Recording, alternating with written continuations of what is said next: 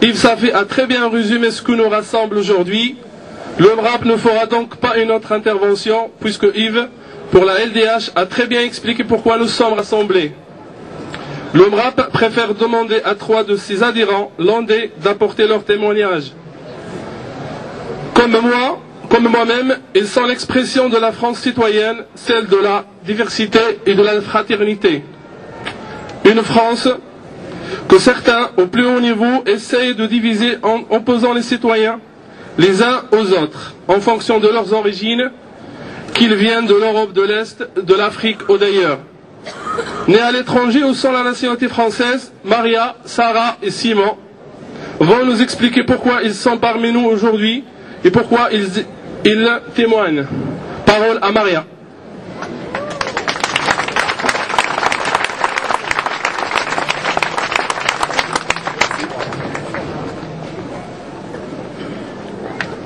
Pardon. Bonjour à tous. Certains me connaissent ici.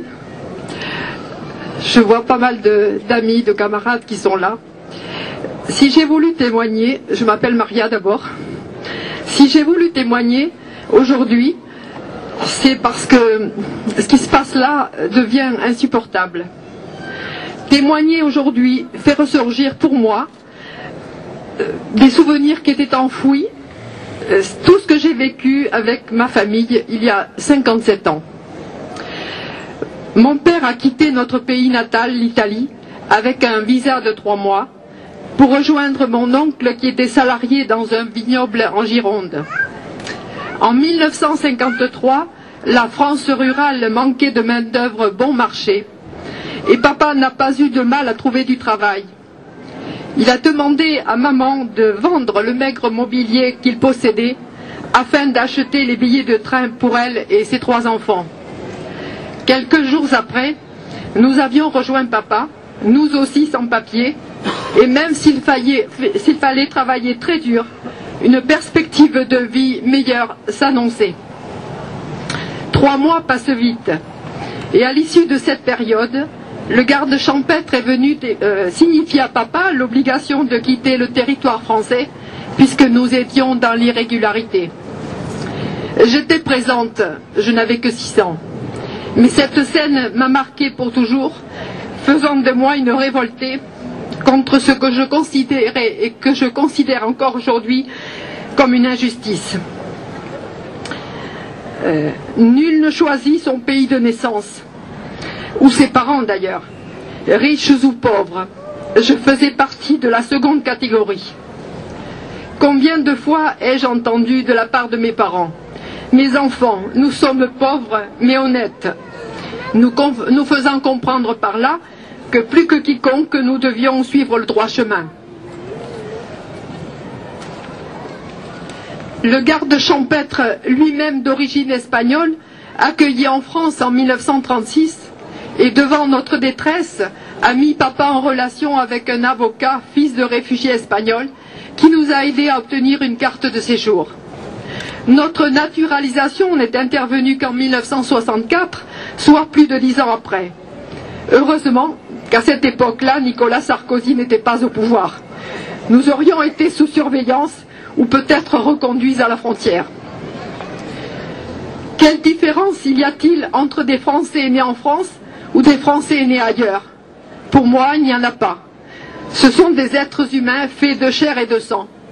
Les seconds, pour des raisons diverses, économiques souvent, ont fait le choix de s'expatrier pour nourrir leurs enfants, avec l'espoir d'une vie meilleure, ce qui était le cas pour nous. Alors, lorsque j'ai entendu le président de la République prononcer son discours à Grenoble, mon sang n'a fait qu'un tour. Est-il raciste, le président? Je ne le pense pas, j'espère pas. Il est lui-même issu de l'immigration, épousé une Italienne. Alors, pourquoi déchoir les personnes de leur nationalité? Pour en faire des apatrides? Non, vraiment, je ne comprends pas. S'il y a délinquance, de toute façon, la loi permet des sanctions. Je crois par contre qu'il est animé par un cynisme électoral qui produit les mêmes effets. La déchéance de la nationalité, parlons-en. L'histoire se répéterait-elle? Cela me rappelle une loi de 1940, de triste mémoire. Je n'ignore pas qu'issue de l'immigration, cette loi s'appliquerait à moi. Mais je n'ignore pas non plus que la Constitution de la France, de notre pays, République laïque, démocratique et sociale, assure l'égalité devant la loi de tous les citoyens, sans distinction d'origine, de race et de religion.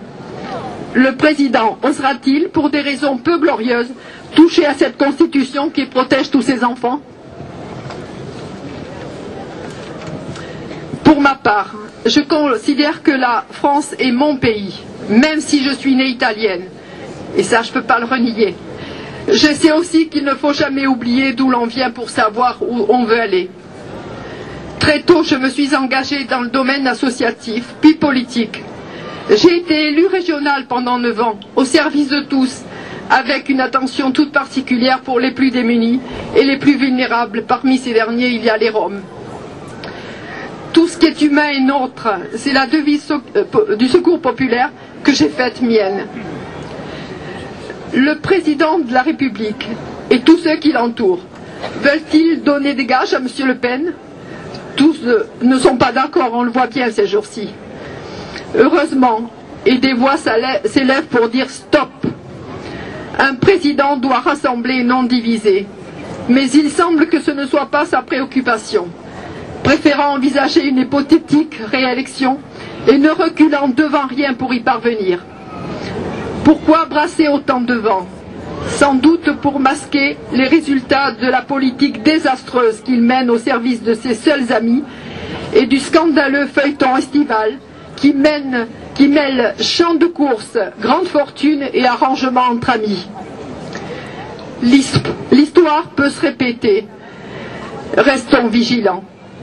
Si vous me le permettez, je souhaite rendre hommage à mes institutrices de l'école laïque, attentives à la petite immigrée que j'étais. Elles m'ont apporté beaucoup et je leur adresse mon affectueuse amitié. L'une d'elles est prénommée Jacqueline, vit dans la région bordelaise. Elle est originaire d'un village près de Tartas. Il y a quelques années que je l'ai su seulement, parce que je l'ai rencontrée à nouveau. Il nous faudrait plus de Jacqueline aujourd'hui pour éduquer encore et toujours. La France, notre France, est plus belle encore, revêtue d'habits multicolores. Je vous remercie.